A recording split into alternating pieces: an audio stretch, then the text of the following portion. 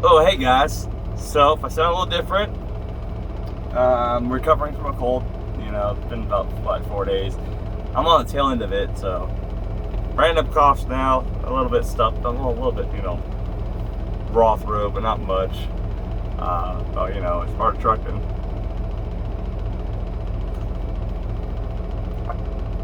I just said the cliche quote, fucking just kill me now.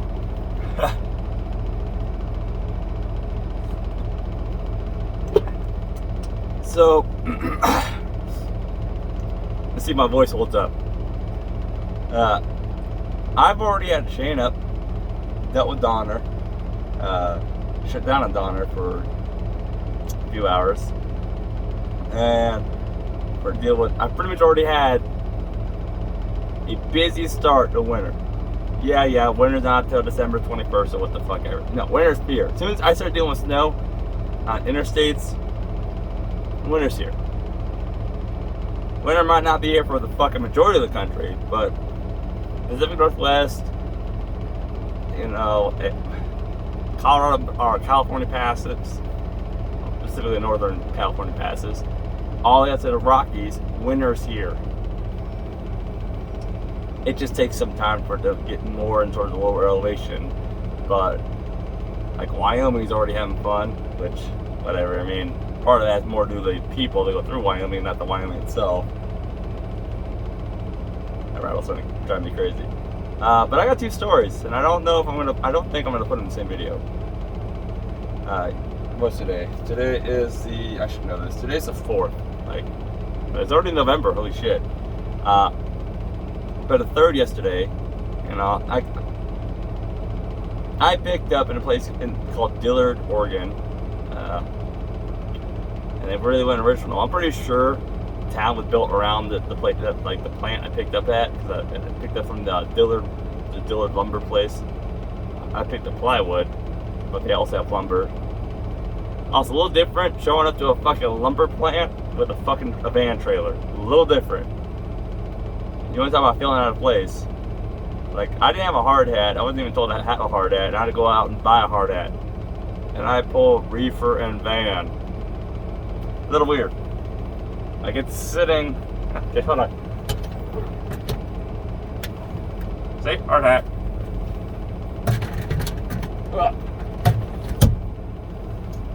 It probably won't be used maybe once or twice a year. I don't know.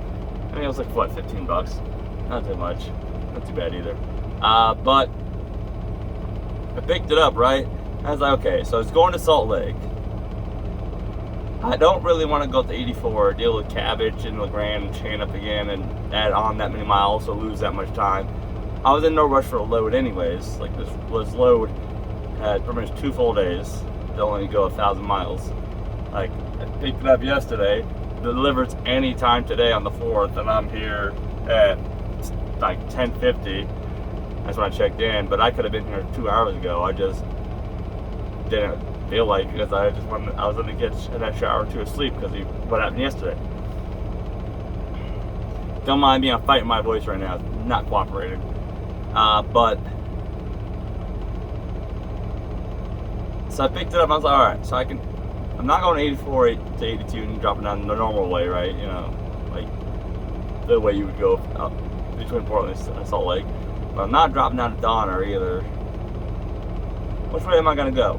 I decided, because I'm also taking the opportunity to go, when it is there, take some back highways and explore them for how they are during the winter with snow, or how they are, period. Like, is that a good, viable route?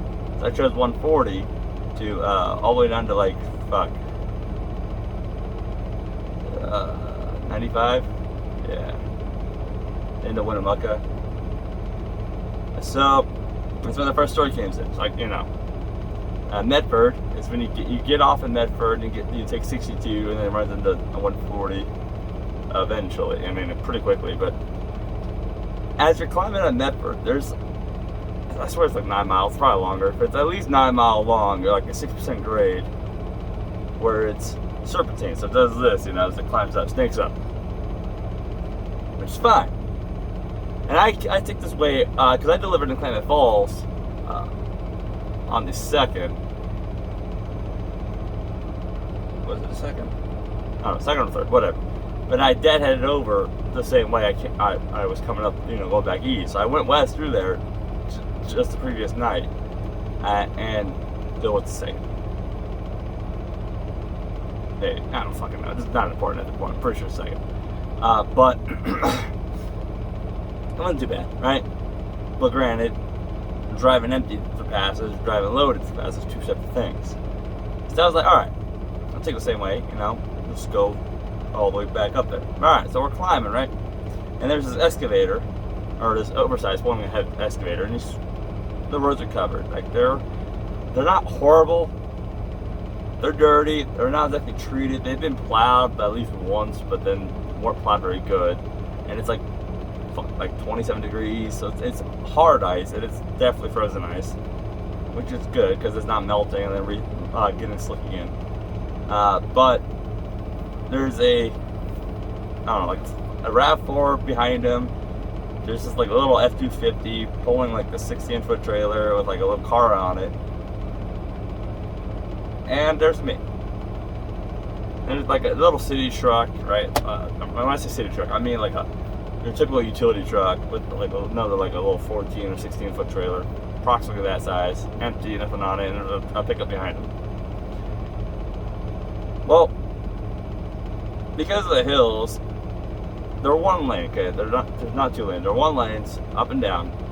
And the climbing side has these 300 to 500 feet long turnout for slow vehicles to keep rolling. That way they get at least a car or two to pass. However, though, with the oversized, and there is snow built up, he wasn't getting over enough. So he was taking like a third of the lane still, even when he got over. So, I mean, everybody's behaving anyways. Nobody was trying to pass him. Which is, I guess, it wasn't like he was crawling too slow. He was doing about 25. I could do fast. I could climb much faster, right? But okay, whatever. Because, I was able to climb this at like 35. So, yeah. I think it was more annoying for the cars in between. Because when you're having to do, when he climbs, levels out a little bit, climbs, levels out a little bit, like, there's a rubber banding, right? There's that rubber banding effect. That's usually what fucks people when it comes to climbing on ice. Especially if you don't know how to keep your momentum. Well, we're about halfway up. A third to halfway up. Somewhere in that area. And I'm starting to notice that the pickup, the little car hauler, the Ford in front of me, like I saw the little ass, like the hitch, and the rear end do this, right? Just a couple times, just fishtail a couple times. Not much, like it didn't really just go crazy, it just wiggled. Like a little corky butt wiggle, right? But the driver immediately, stopped it. I thought, okay, maybe just catching spots. But I noticed it. It was, especially when I'm looking down over him, right? And I am pretty close to him, but I have plenty of time to react. Like, I am like 100 feet away. Like, we're doing like 20 to 25 at this point. And that pickup at that point started slowly losing speed. Like, I'm telling you what wasn't she when I found out, but what she was doing was as soon as she lost track, she just let off the accelerator. Good in theory, you gotta know how to do it though. You can't just let off the accelerator and expect to keep traction. About 10 seconds later, happens again. Much worse. Now this time she's lost about 8 miles per hour. Now we're doing about 13. And I'm noticing she's losing more. She's dropping below 10. And then she puts her hazards on. I was like, oh, she's spinning out here. She knows it. Like, she just realized she's spinning out. Because she, like I said, so I'm saying, you can let your foot up the accelerator. You gotta know how to do it. You can't just simply let go and expect to keep traction or momentum. You gotta know how to do it. Like, you gotta know how. Also, if you're climbing and you're not in full wheel drive, or if you don't have aggressive tires, or you're light, don't just sit on the pavement. You gotta know how to position yourself. That's what I'm saying. You gotta know how to do it. Well, I am 42,000 pounds, climbed up behind her. I'm like, I look up the hill. I'm like, cool. There's nobody coming. And it's a double yellow. So I'm like, I don't want to be part of the problem here. If she spins out, becoming a bigger hazard. So I immediately lock the diff, turn traction control off, and pull out, you know, on the oncoming around her. I had to pull out pretty fucking wide, hit the shoulder, right?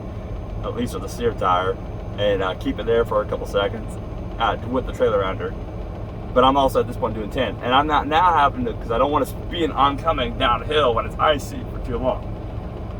So I'm having to put some power down, which I spun a couple times, but I mean, I was spinning while going forwards, and I was still gaining speed, so that's a good point. It was like traction control was kicking on and like forcing traction, but traction control was turned off because I wanted the tires to spin, hence why I cut traction control. Like I said, knowing how to lose momentum or traction and keep momentum is important. Especially when you're pulling something, hauling a trailer. It's a completely different animal when you're just pickup. Or when you're pulling something that's dead weight behind you, that's just literally an anchor that does not have its own motor to push itself. Whole different animal. But I'm having to try to hurry up and get the fucking trailer out of there. Minimize the time the trailer is in there because it is a 53 foot. I'm having to do this around her while you're coming down a curve into this, right? So I'm all in the left lane. I went from 10 to like 15. Now I'm starting to pull it out around her, and now I'm starting to spin. No problem. Just keep feathering it. Let it work it through itself. Like the drive's starting to do this. It was doing this, but it was going straight. I was like, all right, we're gonna pull out of it, right? We're gonna get out of it just a matter of time, as long as it doesn't spin completely. Which, it's like 10 seconds, 15 seconds. I'm now completely out of it. But I was stuck in that spot. To be fair, she just kind of went over to the shoulder and just used that hard stuff to keep her rolling instead of sitting on the ice where you're kind of going uphill while the ice would go backwards. Yeah. But downside is she's stationary in the right lane, or the one lane where there's no way to pass her unless you go on the oncoming side. So, and you're coming into that blind because you're going to curve down into that, especially for oncoming side. All right, but we get up the hill, right? Me and the people that were behind me did the same thing. They all went around her. I let the pickup that was that came right behind me, let him go around first. When I got into my side of the road, I let him kind of go by because I wasn't gonna let him just sit there. I mean, he's a little tundra.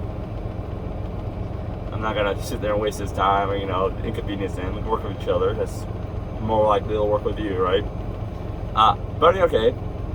I get up the road. We're doing about 30, 35 now.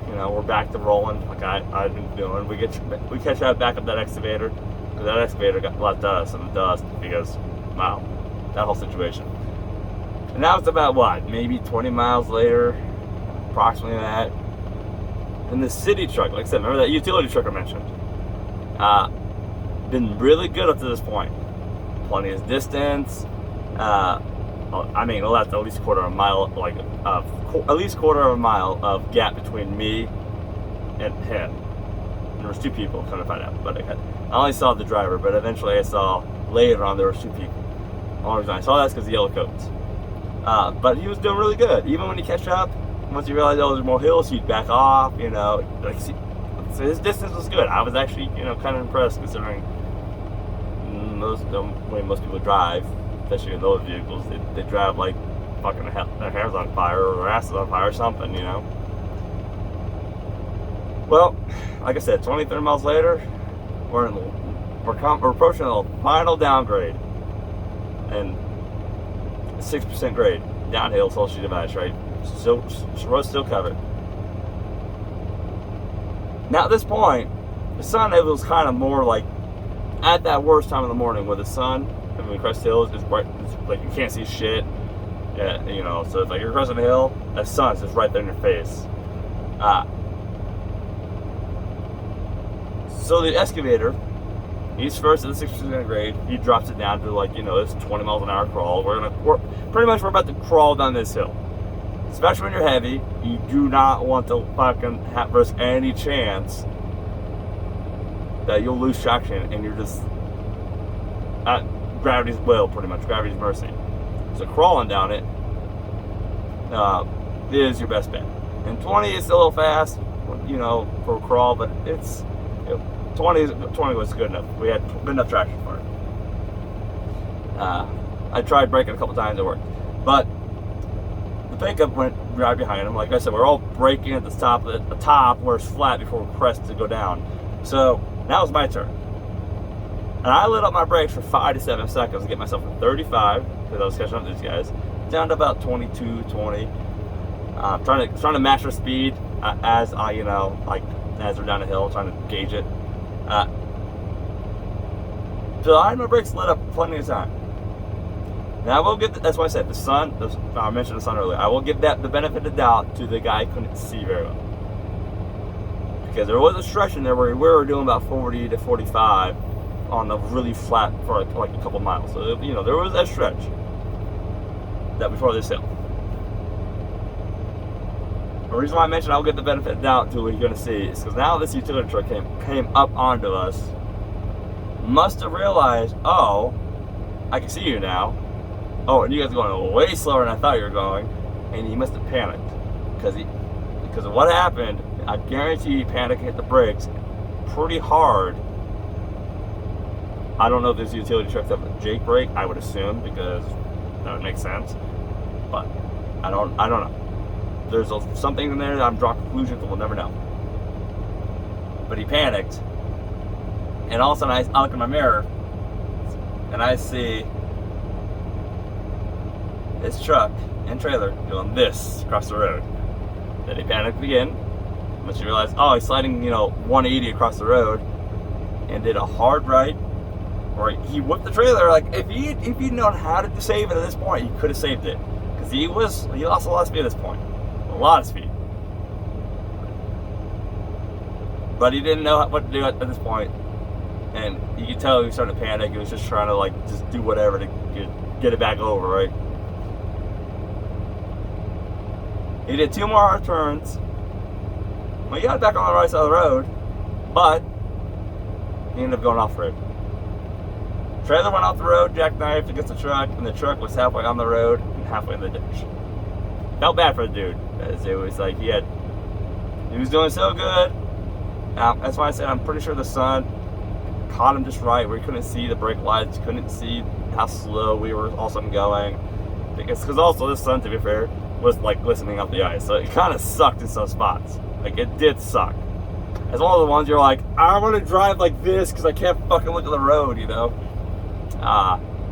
If you ever gone down Parley's and going down to Salt Lake during the fucking sunrise, you'll know what I mean, especially when it's icy.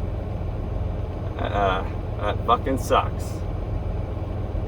It sucks. But felt bad for the dude.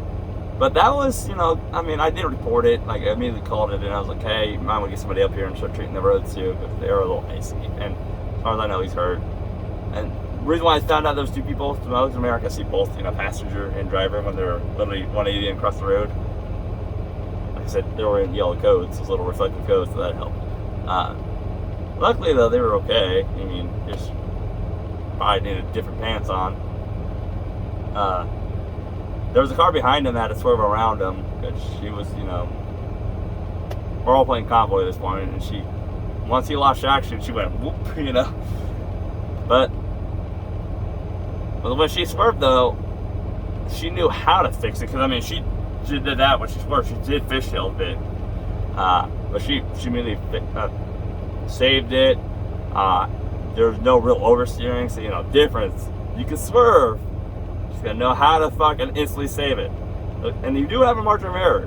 Like, you don't need instant reaction. There's a small margin of error there. Like, you do have a little bit of milliseconds to catch it. None. But there's one of them. I felt bad for the dude, but I got another story, but I gotta make a different video because this one's fucking already 20 minutes long. I don't understand how these videos become 20 minutes long. Like that. Anyways, you guys stay safe out there. See you next time. Bye.